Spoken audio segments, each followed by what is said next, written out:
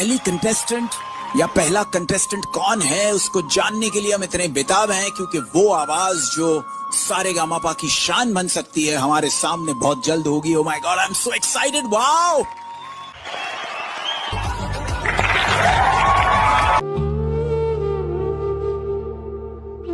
नमस्ते सर। नमस्ते मैडम जी। नमस्कार, क्या नाम है आपका? मेरा नाम राजेश है। कहाँ से आए हो?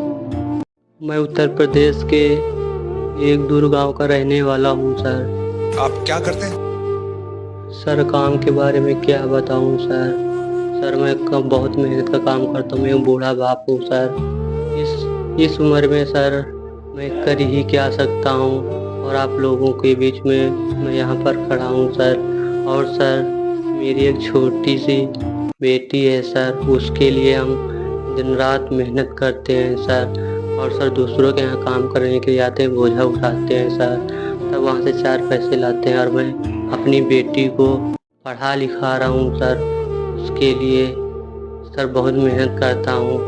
और सर मैं एक वक्त का खाना नहीं खाता हूँ, लेकिन अपनी बेटी को मैं खिलाता हूँ सर। इस ज़माने में सर मैं क्या बताऊँ, इस हालत में तो सर मैं आराम करने की उम्र है, लेकिन सर मैं सोचता हूँ अपनी बेटी को पढ़ा लिखा कर एक अच्छे घर में शादी करूँगा।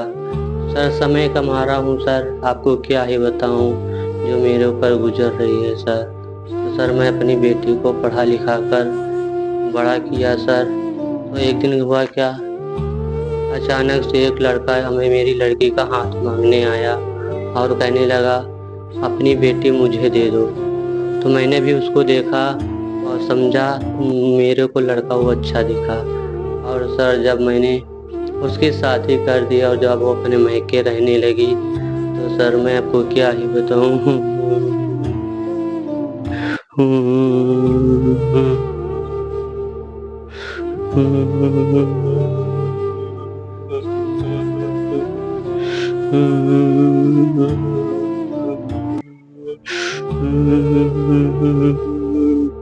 और सर मैं क्या बताऊं, जब सर मेरी बेटी मायके में रहने लगी, एक दिन मेरी बेटी मेरे पास फ़ोन किया और कहा पापा मुझे बहुत तकलीफ़ होती है।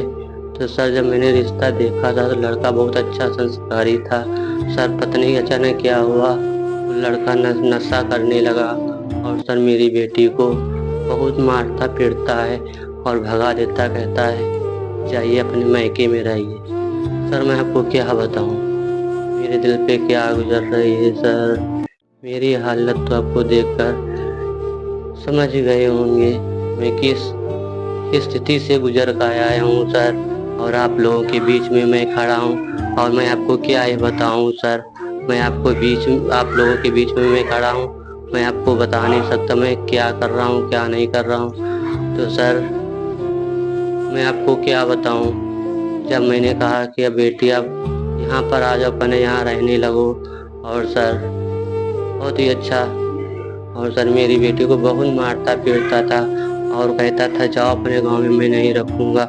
सर मेरी बेटी ने बताया पापा उस लड़के का किसी और से चक्कर चल रहा है, तभी मेरे को बहुत मारता पीटता है और अकेले भी पढ़ता है, रात भर बतियाता है और मैं देख कर बहुत रोती हूँ। तो ये सब कहानी सुनकर सर मैं बहुत, मेरे दिल को एक तरीके से मेरा कलेजा फट गया था। और सर मैं आपको क्या बताऊँ, तो सर मैं रोते रोते गया और मैंने सोचा चलिए मैं इंडियन आइडल में जाता हूँ गाना गाने के लिए। अगर वहाँ सिंगर बन गए तो मैं अच्छा सिंगर बन जाऊँगा और मैं अपनी बेटी का दूसरी बार विवाह करूँगा, और मैं इसीलिए यहाँ तक आ चुका हूँ। और सर बहुत तकलीफ़ होती है, मैं आपको क्या बताऊँ। एक बूढ़ा बाप कर ही क्या सकता है, इस उम्र में आराम करने की उम्र होती है, फिर भी मैं सर अपनी बेटी के लिए बहुत मेहनत करता हूँ, दिन रात मेहनत करता हूँ। तो सर मैं एक दिन रास्ते से गुजर रहा था और गाना गाते जा रहा था, तभी वहाँ से एक व्यक्ति आए, कहा कि आप इतना अच्छा गाते हो तो इतनी मेहनत क्यों करते हो। मैंने कहा मैं इस उम्र में कहाँ जाऊँ। तो उसने बताया कि एक इंडियन आइडल शो चलता है, वहाँ पर इंट्रोडक्शन दीजिए, हो सकता है वहाँ पर आपका सिलेक्शन हो जाए और आपका अच्छी इनकम होने लगे और आपकी बेटी का विवाह भी हो सकता है। तो सर मैं यहाँ सर, तो मैंने कहा चलिए ठीक है, मैं इंट्रोडक्शन देने जाता हूँ। और सर मैं यहाँ तक फाइनली आ गया हूँ। तो चलिए सर, मैं आपको 2 लाइनें सुनाता हूँ। और मैं आपको, अगर कोई भी गलती हो सर, हमें क्षमा कर देना, क्योंकि सर मुझे अपनी बेटी का विवाह करना है दूसरी जगह, और मैं आपको क्या ही बताऊँ। चलिए सर, मैं आपको 2 लाइनें सुना